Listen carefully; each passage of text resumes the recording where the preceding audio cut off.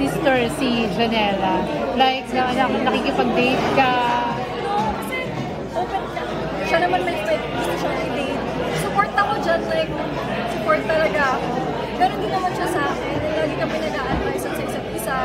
Like kami nagkakamustahan, kamusta kayo ganito, kamusta kayo ganito. So, yun eh, di ba? Ang hirap kasi mag-open up sa ibang artista. Hindi mo alam kung sino ka. Pero kasi kami ni Janela, ang maganda sa amin ganito. Kapag may sikreto kami, sa amin lang yun.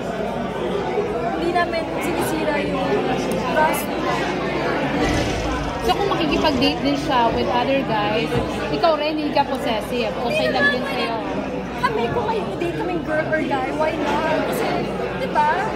If magbibigay na kasiyahan sa amin yun. So open lang. Open lang. Pero guy lang din lang pareho ang gusto ninyo. Hindi kayo maiisip. Secret na lang. Oo nga, bakit ba parang ako-confuse yung mga tao sa labeling? Okay, basta. Ayan, check na kami. Check na kami mag-asama. Oo nga. Ano pa ba kayo? Hindi. Ano ba? Is it okay na yun nga i-clarify mo na, diretso mo na kung ano talaga yung... Kasi ang daming speculation sa mga tao. Diba? Kami ni Janela, we're friends talaga. Almost best friends. Sisters. And siguro kung hindi nakikita ng mga tao sa amin, siguro respect na lang siguro nila yun. I think kung ano man yung love na binigay namin sa kanila.